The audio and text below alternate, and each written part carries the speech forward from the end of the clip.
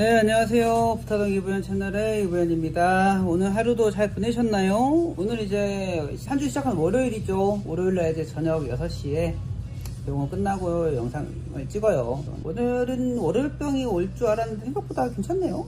컨디션이 괜찮은 것 같아요. 밖에는 비가 오지만 저는 컨디션이 괜찮다. 오늘 안 바빠서가요? 비가 오는 날은 사실 그렇게 좀 다 공감하실 분이 많겠지만 비가 오는 날은 그렇게 이제 병원 약국도 어쨌든 자영업자들이잖아요. 날씨 영향이 좀 있어요. 비가 오니까 좀 환자분들이 안 나오시는 경우도 있습니다. 그래서 오늘은 컨디션이 좋은 이유가 그게 썩 바쁘지 않아서 그랬을 수도 있을 것 같아요. 말하고 나니까 그렇게 썩 좋은 건 아니네요. 좀 마음이 좀 그렇긴 한데 뭐 어쩌겠어요. 비를 저희가 어떻게 할 수는 없으니까. 대신 그리고 또 어제 저희가 이제 애기랑 첫 외출을 했거든요. 그래서 기분이 좋아서 그럴 수도 있어요. 어제 이제 남들은 다 벚꽃 여행 가는데 우리는 못 간다 하면서 이제 와이프랑 좀 의기소침해 있었는데 우연찮게 와이프가 이제 설거지를 하면서 그 뒤에 부엌 쪽에 자그마한 창이 있어요. 거기로 이제 갑자기 벚꽃이 보인다는 거예요. 그래서 어딘데 하고 봤는데 저희 아파트가 있으면 옆에가 대단지가 있거든요. 그 대단지에 있는 벚꽃이 보이는 거예요. 알고 보니까 그 아파트 단지가 이제 벚꽃 나무들이 많아가지고 가보니까 결론적으로 숨겨진 벚꽃 맛집이었더라고요. 벚꽃이 쫙 있으면서 되게 좋았어요. 그래서 이제 남의 집에서 벚꽃 전시를 저희가 하러 와이프랑 그럼 우리 요 앞에 한 번만 나갔다 오자. 애기도 이제 어제 기준으로 75일이었거든요.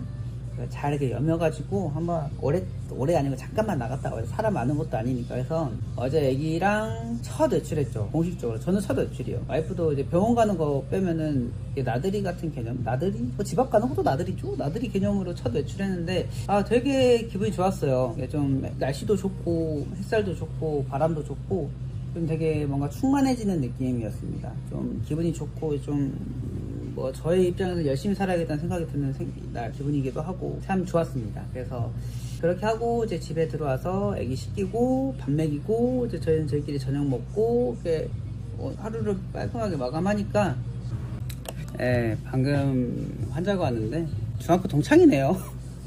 갑자기 와가지고 이제 뭐 동물약 뭐 사고 이제 상담 가더니 갑자기 저한테 금호족 나왔냐고 댓글 물어봐가지고 뭐야 저 나를 어떻게 알지? 하니까 이제 자기 누구라고 아주 말하니까 기억나는 거예요. 오랜만에 반갑다는데 깜짝 놀랐습니다. 이런 데서 동창을 만나네요. 반갑네요. 여튼 뭐 자주 왔으면 좋겠네요. 단골이 됐으면 하는 마음입니다. 그걸 떠나서 이제 다시 얘기를 하면은 아까 애기랑 나갔다 오니까 되게 좋았어요. 열심히 살아야겠다는 생각도 들고 애기랑 이제 막 다른 것도 많이 하고 다니고 싶어요. 뭐 어디 놀러 간다거나 뭐 좋은 데를 간다거나 뭐 하다못해 뭐 수영장 뭐 이런 데를 가서 좀 애기랑 많이 놀고 싶은 생각도 들면서 열심히 살아야겠다는 생각이 드는 하루였고 그래서 그런지 오늘 기분이 좀 좋아요. 에너제틱하고 의욕적으로 나왔는데 이제 비가 와버렸네요. 그래서 좀 상대적으로 한가하지만 우울해하지 않고 기쁜 마음을 가지며 내일은 바쁘겠지. 내일은 그런 긍정적인 생각을 가지면서 이제 얘기를 해볼까 해요. 그래서 오늘은 무슨 얘기를 할까 고민을 하다가 하고 싶은 얘기가 많죠. 그래서 뭐 제가 항상 그 아이디어나 주제 생각나면 다 적어놓거든요. 지금 벌써 7, 8개가 찼어요. 근데 물론 이제 다 하고 싶은 얘기인데 얘기가 나온 김에 애기 출산하고 이제 제가 했던 것들 제 기준에서 중요하다고 생각했던 것 보통 이제 아빠가 할 일이죠. 이제 애기 태어나면 아빠가 할 일. 이거를 이제 한번 말해볼까 해요. 물론 이게 말씀드릴 게 개인적으로 다 상황이 다르고 그러니까 제가 했던 게 꼭 맞거나 정답이라는 소리가 아닙니다. 그냥 저는 이렇게 했다. 그리고 남들도 이거 잘 참고하셔가지고 하시거나 아니면 당신들의 각각의 방법 맞춰가지고 하시면 됩니다. 저희는 이제 맨 처음에 출생신고를 하고 지원금들 있잖아요. 사실 지원금 받는 게 제일 좀 중요한 것 같아요. 던데 어떻게 받을 건지 예를 들면 애기 계좌를 만들어서 애기한테 줄 수 있는 거는 애기한테 다이렉트로 줄 건지 아니면 저희가 이제 활용을 하든지 하다가 저희가 와이프랑 얘기한 거는 애기한테 주자였어요. 그래서 어느 정도 당연히 저희가 쓰면 쓴 대로 활용할 수 있겠지만 이제 애기한테 주자. 뭐 나중에 뭐 그게 더 커질 수도 있고 아니면 나중에 이따가 얘기하겠지만 애기가 나중에 이제 성인 됐을 때 뭔가 활용할 수 있는 그런 거를 만들고 싶었어요. 그 얘기 이따 제가 이따 할게요. 그래서 결론 중요한 거는 출생신고로 당연히 중요하겠죠. 두 번째는 지원금을 받을 때 어떻게 할 건지에 따라서 하는 게 달라지니까요. 애기용품들 준비해 놓는 것들, 그런 것들을 한번 얘기를 해볼까 합니다. 그리고 이제 마지막까 증여 이야기까지. 증여? 증여죠. 높은 보고 증여 얘기하겠죠. 그러니까 뭐 논란이 있을 수 있겠지만 현재 이 시점에 제가 어떻게 했다니까 나중에 법이 바뀌거나 아니면 다른 지역이거나 뭐 이런 기타 등등 가타부타의 이야기가 달라질 수는 있어요. 그래서 제 이야기는 참고만 해주시길 바랍니다. 너무 그러지 마시고요. 그래서 우선은 저희는 어떻게 했냐면 아기가 이제 대왕절개라고 나왔어요. 거꾸리여가지고. 그래서 와이프가 병원에 있을 때 출생증명서를 제가 받았습니다. 받아서 이제 그 아기가 태어나면 출생신고를 하는데 보통 출생신고 할 때 온라인으로도 할 수 있고 오프라인 동사무소가 요새는 행정복지센터라고 하나요? 그래서 거기서 할 수 있어요. 두 군데서 온라인 행정복지, 온라인 오프라인 이렇게 가능한데 온라인으로 하게 되면은 내가 다 체크를 하고 내가 다 알아봐야 돼요. 그래서 이게 꼼꼼하시고 막 착착착 하실 분들은 그게 더 마음 편하고 확실할 수 있는데 저는 그 정도의 성격이 안 되거든요. 그냥 더 잘하는 사람이 있으면 잘하는 사람이 해주길 바라는 성격 중 한 명이에요. 그래서 저는 동사무소 갔어요. 모를 때 그냥 가면은 애매하다 모를 때는 발로 뛰면 편합니다. 그래서 동사무소 가서 출생신고 하러 왔다. 그러면 이제 출생증명서를 요구하거든요. 그거 주고 애기 한자랑 이런 거 쓰고 다 이제 뭐 기본적인 정보를 다 입력을 해요. 입력을 하고 이제 마지막에 아까 말했던 그 지원금이나 이런 여부를 판단을 할 때 애기 산모, 그러니까 산모 이름으로 나오는 게 있고요. 그리고 첫 만남 이용권 막 이런 건가? 그리고 막 출생지원금 막 이런 게 있어요.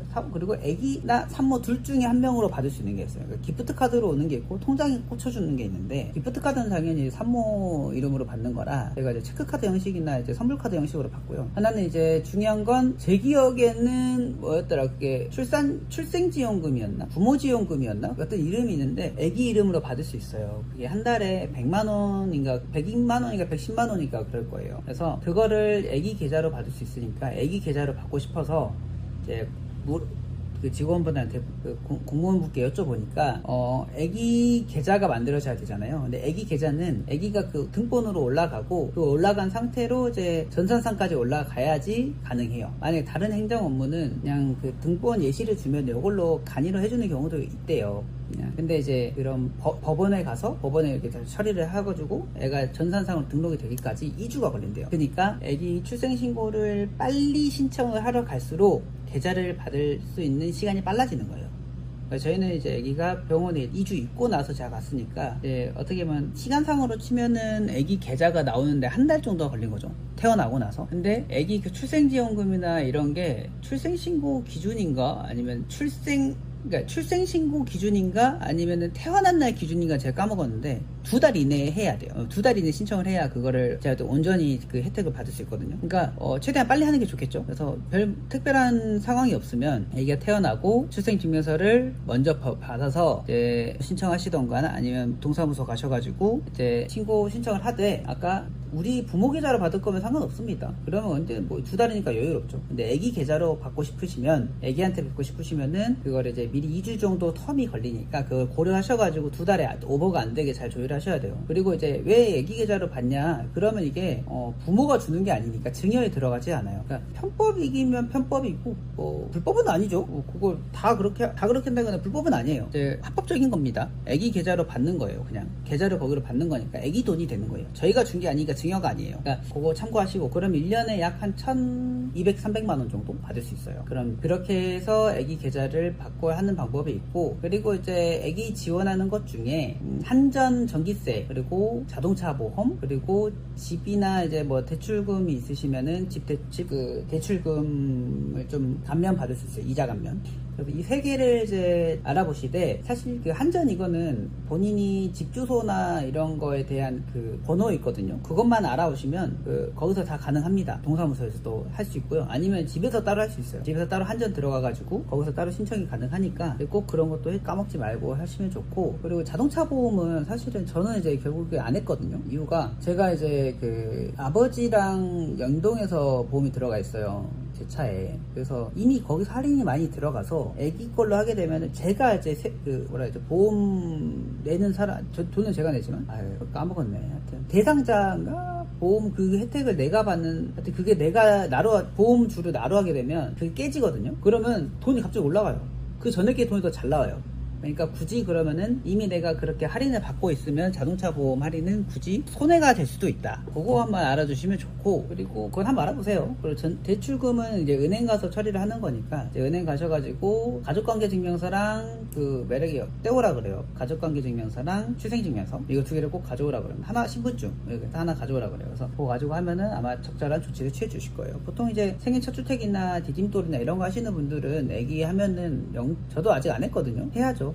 근데 좀 이게 납국에 있다 보면 자리 비기가 쉽지가 않아서 그런 부분이 있습니다. 게으른 건 절대 아니고요. 하여튼 그런 거를 신청을 하는 것까지 떠 있고, 근데 아까 말씀드렸다시피 온라인으로 다 가능한데 난 모르겠다, 그냥 번거롭다 하면은 그냥 가시면 됩니다. 그냥 동사무소 가면 잘 안내해 주세요. 그리고 이제 하나 더 당부드리고 싶은 말은 남편분들한테 하고 싶은 말이죠. 이제 아기가 그 지향절개를 해가지고 와이프가 2주 병원, 1주는 산후조리원에 있어서 3주 정도 받겠었거든요. 보통은 이제 길면은 일반적으로는 2주, 뭐 3, 4주 있으신 경우도 있대요. 저희는 근데 최대한 좀 오래 있기를 바랬어요. 왜냐면 그때 몸 관리가 중요하다고 하니까 최대한 오래 있길 바랬지만 이제 그것도 개인적인 상황에 따라 다를 수 있겠죠. 근데 어쨌든 어찌됐든 일주일이든 2주일이든 3주일이든 한 달이든 그때를 즐기십시오. 그때 말고는 애진간하지 않은 이상, 웬만하지 않은 이상 나갈 수가 없어요. 이게 나는 생각보다 쉽지가 않습니다. 마음이 먹어지지가 않아요. 물론 그걸 불구하고도 그런 경우도 있지만 그래도 일반적으로는 그때 미리 놀아두십시오. 그때가 마지막이에요. 그때 괜히 눈치 보내 마네 하면서 물론 이제 그때 와이프랑도 합의가 돼야 되겠죠. 당연히 그게 먼저예요. 서수는 그게 먼저입니다. 합의가 되고 자기 배우자와 합의를 하고 놀아야죠. 그냥 무작정 통보하듯이 나 이때 다 놀아야 된다고 나 놀래 이래버리면 곤란해요. 그거는 맞지 않고요. 저희는 이제 그때 합의를 했어요. 이제 그때 충분히 즐기라고. 그리고 그게 가능했던 게 저희가 입원했고 수술했던 병원이 그런지 모르겠는데 보호자 교체를 제한을 했어요. 그때가 이제 바이러스가 뭐 RSV 바이러스 때문에라고도 하고 아마 코로나 이후로 그렇게 바꾼 데가 좀 많이 있는 것 같아요. 뭐 여러 가지 이유가 있겠죠. 제 생각은 병원 편의가 아닌가 싶기도 해요. 네, 괜히 들어서 아프니 편의보다는 안전이 더 먼저니까. 그래서 당연히 지켜야 될 거죠. 그러니까 이제 저희가 왔다 갔다 할 수가 없었어요. 상주를 하거나 아니면은 보호자 교체를 한번 해야 하면은 이제 한 번 할 수 있었는데 교체가 왔다 갔다가 아니라 한 번밖에 안 된대요. 교체 카드가 한 장이에요. 그래서 원래는 저희가 이제 정상적인 서순이었으면 대양 예정일날 그 어머니 아버님께서 도와주시고 저희 생각에도 그렇게 봐주시고 주말에 제가 가서 같이 있고 저는 다시 월요일날 나와서 일을 하고 그때 다시 어머니 아버님이 도와주시고 이렇게 했는데 알고 보니까 애초에 그것도 안 됐던 거죠. 교체 카드가 한 장이니까 바꾸고 나면 다시 가야 되는 거예요. 다시 재바꾸면 안 돼요. 교체팀이 있는 게 아니라 교체 카드 개념이어가지고. 하여튼 그래서 결론적으로는 이제 제가 당일날 이제 가서 당일날 이미 카드를 가버렸으니까 이제 보호자 등록이 돼버려요. 그러면 이제 저는 다시 다음날 출근해야 되니까 이제 어머님이 오셔가지고 도와주셨는데 이제 그때는 이제 교체 카드가 한 장 소모됐으니 이제 어쩔 수 없죠. 바꿀 수가 없어요. 절대 제가 의도한 게 아닙니다. 어쩔 결과적으로 제가 들어갈 수가 없었어요. 뭐 병원에서 그렇다는데 어떻게 해서 병원을 따라야죠. 저희는 그런 상황이 있었어요. 그래서 이제 와이프랑도 얘기를 하면서 이렇게 됐으니 그때가 마지막이라더라. 잘 즐겨라. 그래서 진짜 너무 저는 가고 싶은데 애기도 보고 싶고 그런데 어쩔 수 없었죠. 그때가 마지막이라고 하니까 진짜 그랬습니다. 너무 침통한 마음으로 들어가지 못하고 있었어요. 네, 그렇습니다. 하여튼 그런 말씀을 드리고 싶어요. 그때 마지막이니까 좀 많이 즐기시길 바라고요. 그리고 아까 증여 얘기를 잠깐 제가 다시 이어서 하면은 사실 요 얘기가 좀 메인이 아닐까 싶어요. 오늘 또 요 얘기를 끝으로 제가 마무리하려고요. 너무 저번에 48분짜리 돼버리니까 제가 봐도 못 보겠더라고요. 그걸 끝까지 보신 분은 없겠죠. 저희 와이프 빼고 없을 거예요. 그래서 하여튼 다시 증여 얘기를 하면은 아까 목적을 삼을 때 저희는 이제 아기가 20살 때 목적을 먼저 얘기하면 제가 아기가 20살 때 그 방법을 토대로 모은 돈을 아기가 대학을 간다거나 이제 혹은 뭐 하고 싶은 일이 생긴다거나 하고 싶은 공부가 생긴다거나 그런 특정 상황이 됐었을 때 요거를 좀 해주고 싶어가지고 그래서 이제 그때도 큰 돈이 필요하잖아요. 어떻게 될지 모르니까 좀 대비를 하는 거죠. 나중에 제가 막말로 좀 잘 안 됐는데 아기가 뭐 하고 싶다 그러면 좀 안타까울 수도 있잖아요. 안타까운 상황이 나올 수도 있고 하여튼 뭐 여러 가지 이유로 준비하려고 그랬는데 알아보니까 이제 아시는 분은 다 아실 내용이에요. 사실 특별한 내용은 아니거든요. 근데 그냥 저도 이제 와이프랑 얘기를 고민을 하면서 이제 내린 결론인데 우선은 현재 이 시점 기준으로 얘기를 하고 지금 살짝 바뀌었을 수는 있어요.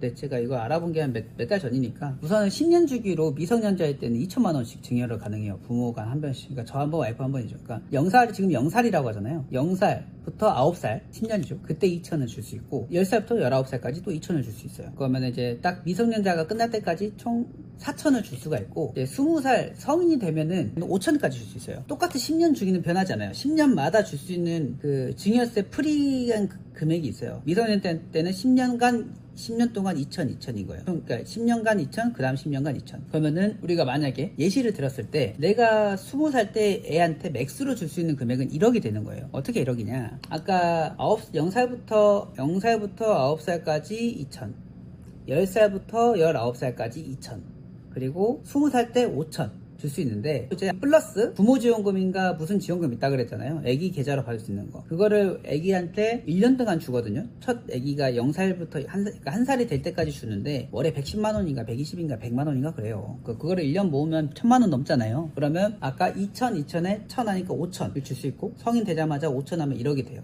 저희의 목표는 이제 1억을 목표로 삼았죠. 그게 어떻게 될지는 모르겠어요. 그냥 마음만 그렇게 먹는 건데 그러면은 그때 1억이 더 생기는 것도 아니니까. 그래서 보통은 애기 계좌에 만약에 한 달에 20만 원씩 제가 줘요. 그러면 9년 걸리거든요. 2천만 원 찾는데. 그쵸? 곱하기 하면 그럴 거예요. 20 곱하기 12는 240이잖아요. 그럼 이거를 2천 하면은 곱하기 9. 그러니까 9년 정도 하면은 2천만 원 넘게 나와요. 그러니까 저렇게 타이트하게 하면 제가 그냥 18만 원인가 17만 원인가 보내면 되거든요. 그럴 바에는 단위가 떨어지는 게 좋고 좀 안전하게 보내는 게 좋으니까 딱 10년 맞추는 것보다 여유롭게 9년차 10년 2천 채우는 게 좋잖아요. 그래서 매월 20만 원씩 이렇게 보내면 이렇게 찰 수 있어요. 그래서 대신 중요한 거는 아빠 한 번, 엄마 한 번이거든요. 그래서 계좌를 내 계좌에서 한 번, 배우자 계좌에서 한 번. 그러니까 첫 10년 동안은 내 계좌, 두 번째 10년은 배우자 계좌 이렇게 하고 가장 중요한 거는 증여 신고를 해야 됩니다. 이거 증여 신고 안 하면 2번 할 수 있는 거를 한 번밖에 못 할 수 있다. 그럼 사실 이게 시기의 문제기는 해요.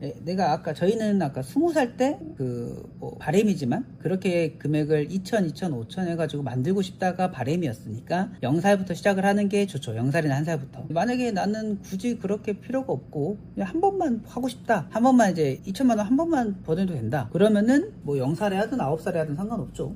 말 그대로 그냥 애기가 17살에 그냥 2천만 원 주고 끝내도 상관없어요. 그러면 이제 17살 딱 주기 시작했으니까 그 다음부터 10년 뒤인 26살에 애기한테 다시 줄 수 있죠. 증여세 없이. 그러면은 그때는 이제 5천만 원까지 줄 수 있는 거죠.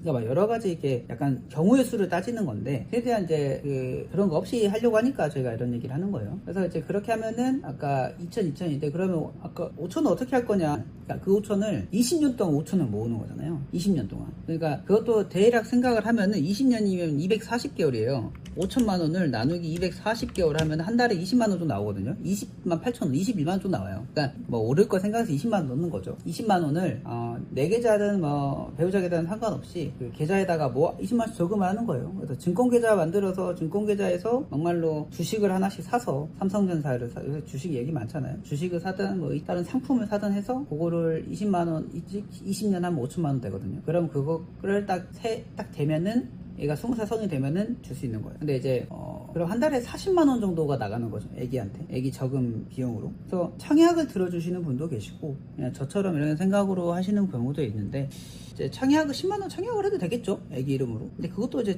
그것도 증여에 들어가니까 아까 말한 그거에 들어갈 거예요. 제가. 그러니까 그거는 한번 잘 알아보시고 진행을 하시면 될 것 같아요. 그래서 저는 그러니까 이렇게 1억을 큰 돈이죠. 1억 엄청 크잖아요. 20살 때 1억이면 완전 크죠. 저는 100만 원도 없었어요. 100만 원은 무슨 20살 때 술값 없어가지고 맨날 그랬거든요. 빌리고 다니고. 그래서 빌리고 김치 공장에서 알바해서 빚 갚고 그건 23살 때인가? 김치 냉장고 만드는 거에서 일일 알바해가지고 7만 원인가 6만 원인가 받고 그걸로 술값 빚진 거 갚고 막 그랬습니다. 여튼 애기한테 막 이렇게 1억을 주고 싶다 이런 게 아니라 제 생각인데요. 그러니까 앞으로 지금 세상이 너무 빨리 변하잖아요. AI네 뭐네 해가지고 저도 사실은 이런 직업군이나 이런 거에 대한 저희가 막말로 10년 전에 제가 막 입학했을 때만 해도 이런 상황과 전혀 예상을 못했죠. 이렇게 세상이 바뀔 거라고 생각을 못했어요. 그러니까 세상은 너무 빠르게 바뀌고 우리가 가지고 있는 가치는 생각보다 늦게 변하는 것 같아요.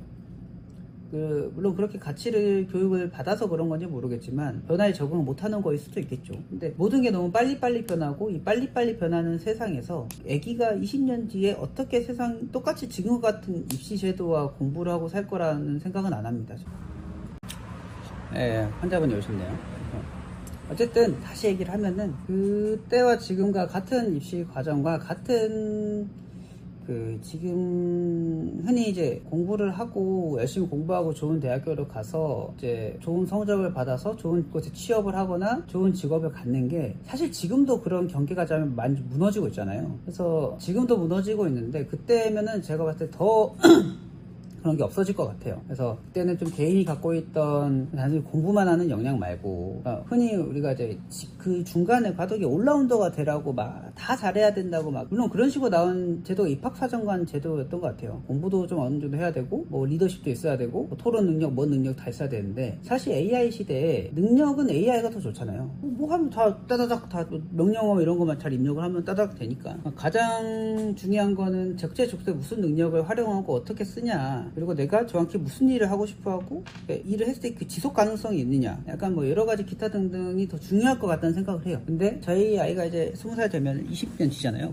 벌써 몇 년? 지금 2046년이에요. 올 것 같지도 않아요. 2046년. 제가 그럼 53살입니다. 여튼 그러니까 그때는 엄청 많이 변하지 않았을까요? 뭐 로봇이 대체할 수도 있고 AI가 대체할 수도 있고 그럼 그때 사람이 뭘 할지는 모르죠. 저도 몰라요. 누가 알겠어요. 일론 머스크가 뭐 사람 다 대체해준다고 하고 하니까 대신 이제 대체가 안 될 직종을 찾을 수는 없을 것 같아요. 저희가 그거를 내다봤으면 제가 이러고 안 살고 있을 것 같고 다만 그때 이제 준비가 되려면 제가 봤을 때는 개인이 가지고 있는 것 중에 준비가 할 수 있는 영역이 한계가 있잖아요. 당연히 건강 그리고 어느 정도 이제 아무리 AI가 다 해준다고 하지만 활용할 수 있는 건 개인의 역량이거든요. 그런 거를 좀 볼 수 있는 넓은 시야 그리고 이제 어느 정도 총알 현실적으로 말씀드리면 총알도 중요하니까요. 뭔가 시도해보자 했을 때 경제적이든 혹은 현실적이든 필요한 총알 그리고 약간의 자립심이라고 표현하지 뭐하지만 독립적으로 좀 생각을 하고 의존하지 않고 해봐라 라는 거를 좀 키워주고 싶은 부모의 마음이지만 사실 또 그 중간중간에 필요하면 제가 쓸 수도 있죠. 사람이 어떻게 되는지 알겠습니까? 여튼 저는 여기까지 얘기를 하고요. 오늘 얘기를 생각보다 저녁에 환자분 좀 오셔가지고 여기가 중간에 끊기고 했지만 요새 제가 편집하는데 좀 맛을 들렸거든요. 잘 한번 따집어가지고 어떻게 한번 올려보도록 하겠습니다. 오늘 하루도 다들 너무 고생 많으셨고요. 월요일이고 여기는 비가 와요. 월요일이고 다들 하루 마무리 잘 하시면서 화요일을 준비하고 다시 일주일을 살아갈 수 있도록 다들 힘내봅시다. 그러면 다음 영상에서 뵙도록 할게요. 그리고 이걸 제가 깜빡하고 말씀 못 드려가지고 추가로 한 건데 우선 애기 용품은 이제 종류가 너무 많잖아요. 그래서 제가 써본 것 중에 좀 이건 좋다 한 거랑 이제 또 다른 사람이 쓴 거랑 살짝 비교해서 살짝 말씀드리면 이제 뭐 여러 가지 많지만 가장 이제 메인이 분유 아니겠어요? 분유 만드는 거. 이제 모유 수유 하시는 분들 같은 경우는 크게 해당 사항 없겠지만 분유 하는 것 중에 이제 분유 포트기 제조기를 쓰냐 포트기를 쓰냐 이게 크게 나뉘시더라고요. 그래서 저희는 분유 포트기인데 릴리지 건가에서 나온 거 해가지고 급수가 자동으로 맞춰서 나오는 거 있어요. 띠링하면 띠 나오는 거 그거랑 그리고 쉐이커 분유 쉐이커 쉐이커랑 그리고 하나는 분유 젖병 세척기 이렇게 3개 쓰거든요. 그 3개 다 만족도가 좋습니다. 이게 제가 물론 분유 제조기를 안 써봐서 그런 걸 수도 있는데 분유 우선 포트기도 무조건 있어야 되는 것 같아요. 이게 뭐 저희처럼 띠링 자동급수기로 있든 아니면 뭐 이걸로 있어가지고 끓여가지고 보온병에 보관을 하시던 이게 온도 맞추는 게 사실 되게 어려워요. 그래서 그거는 제가 봤을 때는 무조건 있어야 될 것 같고 필요할 때 없으면 제 멘탈 나갑니다. 그리고 이제 젖병 세척기는 사실 요거는 만족은 하지만 꼭 필수의 영역은 아닌 것 같아요. 사람이 어떻게 본인이 하냐에 따라 좀 다르긴 해서 근데 저희는 잘 쓰고 있습니다. 애기가 이제 점점 많이 먹고 엄청 자주 먹을 때는 오히려 잘 모르겠어요. 너무 조금 먹으면 별로 잘 모르겠는데 조금 분유량이 늘어나고 이제 뭔가 사이클이 돌아가기 시작하면서부터는 뭔가 패턴에 맞게 쓰니까 좀 괜찮은 것 같고요. 젖병 쉐이커는 돌돌 들어가거든요. 처음에는 막 썼는데 나중에는 그냥 손으로 흔듭니다. 이제 만족은 하는데 꼭 필수는 아니다. 근데 있으면 좋다. 그 정도. 그리고 이제 분유 아까 이제 사용하시는 분들 중에 젖병 생각이 안 나네. 분유 제조기로 이제 분유 제조기랑 병으로 된 포트기 해가지고 포트기로 맞춰서 부어놓고 그때마다 띠링띠링 하시는 경우가 있는데 결국에는 이게 어차피 온도 맞춰서 보관을 하는 건 똑같아요. 제가 봤을 땐. 그러면 굳이 그렇게까지 필요가 있진 않을까. 그냥 그때 타도 괜찮지 않다. 괜찮다.